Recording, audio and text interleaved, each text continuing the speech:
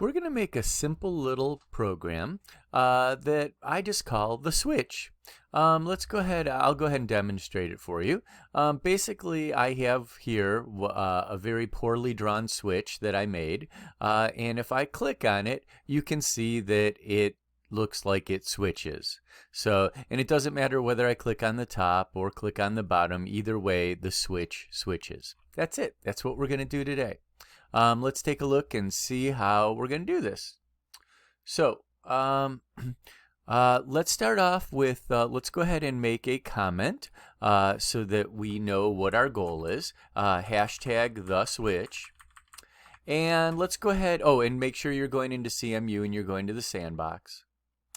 And then let's go and save this file, save as, and call it the switch or whatever you want to call it, but something with the word switch in it, and then hit save. And that way we'll be able to get back to it later on. Maybe, who knows, maybe we might want to look at, maybe you might want to look at this code and it might help you in doing a creative task later. Anyways, in order to make the switch, we're going to use two rectangles. We're going to call the first rectangle the switch top, and we will put it at 175, 75, and then we'll make it a width of 50 and a height of 50, and we'll set the color to black. And then we're going to make the bottom part. And the bottom part is almost the same code. So I'm just going to, you know what? I'd like to get you guys using the keyboard as much as possible. I'm going to put my cursor at the beginning of line 3. Beginning means left side of line 3. End of line 3 means the right side. Anyways, so we're at the left side of line 3 at the beginning. And I'm going to hold the shift key down and then hit the down arrow one time on my keyboard. Now you can see I've highlighted the line. On the keyboard, I'm going to go Control C. If I have a Mac, I would do Command C, and that'll copy that line. Then I hit the down arrow and the up arrow, and then I'll do Control V. And again, if I'm on a Mac, I do Command V, and that'll paste. Anyways, we're going to change this from switch top to switch bottom. And it's mostly going to be the same, except the height, the top, when you make a rectangle, the first two numbers are left and then top. We're going to make the top of the second rectangle further down. We'll make it at 125. There we go. And we'll make the color different. Let's just make it gray. Then let's go ahead and we're going to make a on mouse press function that will capture what happens when you press the mouse. Now normally when we're doing on mouse press, you might see code that looks like mouse X comma mouse Y, and that's perfectly legitimate. That's fine. That works. But I'm just going to use lowercase x and comma Y because it's less typing for you and for me. And then colon at the end of the line, and then enter. Now, it's really important that the code that we write in the on mouse press function is all indented over one tab. And fortunately, when we hit enter, it does it right away. But if you start to write more lines of code and it's not automatically indented, you need to make sure there's one tab of indentation. Okay, next we're going to check to see if we've clicked on the switch top or switch bottom. Oh, by the way, before we do anything, I'm just going to type pass here, and we're going to go ahead and hit run, just so that we can see that so far everything we're doing works. We've got two rectangles drawn, and they're in the place where we want them to be, and they're the color that we want them to be. So anyways, now next we're going to check to see if when you press the mouse, whether you're clicking on the switch. So we'll say if switch top dot hits x comma y, and oh sorry, I meant to make this an if. I was thinking if, but I didn't type if. If switch top dot hits x y colon, then what we'd like to do is we'd like to change things around. We would like to move the switch, we'd like to move the black part down, and we'd like to move the gray part up. Now, let's start off really simply, and we'll do exactly that. So we will go switch top dot top. By the way, when you're positioning shapes, you can use the center X of the shape, or you can use top. Well, actually, you can use left or right or center X. Those are all reasonable ways to position a shape, and you can also use top or center X or bottom to position a shape. We're going to use the top of the rectangle, and that's partially because I can see where the tops are right here, so it's going to be really easy for me to figure out where I want to move these guys to. If I'm clicking on the switch, I want the switch top to change from 75 to where the gray one is, which is 125. So I want to change this top from 75 to 125. And then I'd like to change the bottom dot top, strangely. Hold on, there we go, dot top. And we will change that from 125 to 75. So here we go. 75, and then we'll go ahead and hit run, and then we'll check to see if that works. So I'm going to go ahead, I'm right now checking to see if I hit the switch top. So let's see what happens. I'm going to go ahead and move my mouse over the switch top and then click, and you'll notice the switch has switched. Yay! I'm kind of curious what happens if I click again.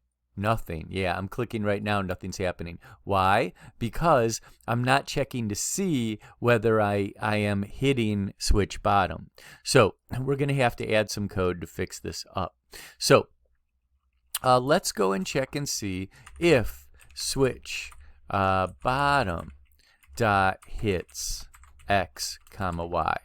In other words, if my mouse is touching or hits switch bottom, then again, we would like to switch these guys up. Now, there's a little bit of a problem here. I want this switch to go back and forth and back and forth. So I'm thinking to myself, maybe that's not the best thing. Let's just for a minute and celebrate a small victory that we got this far, okay? If we hit run and we click on the top, the switch switches. If we hit run and we click on the bottom, nothing happens. If we click run and click on the top, the switch switches, but if I click on the top now, nothing happens. So we've got a slightly functioning switch, but we're going to make it so that it's a little bit more advanced. Let's see here. Oh, you know what? Let's try this. I'm going to introduce you to an advanced way to do an if statement. What we're going to do is we're going to check to see if the switch top hits XY or if switch bottom dot hits X comma Y. Yeah, it's new and it's advanced. Now, you don't have to put parentheses around the conditions of an if statement. It works whether you do or not, but I just, for good form, I like to, dot all the I's and cross all the T's, and hopefully you will also. Let's go ahead and hit run and see what happens now. So now I'm going to hit run. Now I'm going to click on the top, and it's still working the way I want. Now I'm going to click on the new bottom and see what happens. Nothing happens. I'm going to hit run again, and I'm going to click on the old bottom and see if anything happens. Here we go. Oh, interesting. So I have a slightly more functional code right now. Now, if I click on the top, it switches. If I click on the bottom, it switches. The only problem is that I can't get it to switch back. Whether I switch on the top, whether I click on the top or click on the bottom, and I'm clicking on the top and the bottom, it's not switching back. So I'm going to introduce you to a concept that is known as a toggle. And by the way, toggles are many switches are called toggle switches. If you have a light switch in your home, let me see if I can show you one. Hold 1 second. Here we go. Check this out. I just Googled light switch, okay? And this might look very familiar to you. This might look like a light switch that you have in your home. You'll notice that Google suggested some alternate terms that I could use, including rocker and toggle. Sure enough. Anyways, when you switch something from on to off or from one position to another position, we refer to that as a toggle. So what we're going to do in code is we're going to make a toggle, and here's how we're going to do it. We are going to add another if statement. Now you'll notice that my if statement is indented one tab underneath my first if statement. This guy is known as a nested if statement. By the way, this up here where I have the two conditions in my if statement, that is known as a compound if statement. A compound if statement is when you have two or more conditions. A nested if is when you have an if inside of an if, and that's what we're going to do next. So we're going to check to see what position the top is currently in. So if switch top dot top equal 75, then we want to change the top to 125, and you'll notice I'm indenting the next two lines so that they're part of the if statement. So if the switch top dot top is 75, we will change it to 125, and we'll change the bottom to 75.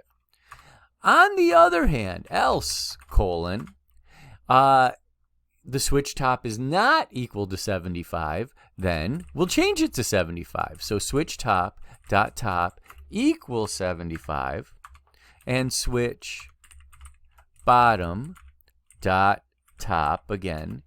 We will change that from we'll change that from 75 to 125. Okay, I think that's going to work. Let's give it a try. I'm going to hit run. I'm hitting run, and then I'm going to come over here and click, and then I'm going to click again. Ooh, I think I got it working. And I'm going to go down here and click, and it looks like it's working. I'm going to hit run again and start off clicking on the bottom first, and it looks like it's working. Yay! I think we did it, guys. I think we made a switch. Okay, so here's what I'd like you to consider. I'd like you to look over the code and think about if there's anything you would like to do with it to make it your own, to customize and make it more interesting. And if there is, I want you to play around with it a little bit and show me the results. Either way, whether you just copy the code and just got it working the way that I showed you, or whether you want to customize, show me what you did. And again, if you want to do something and you're not sure how to do it, call me over and I will help you figure out how to customize it. Anyways, good job.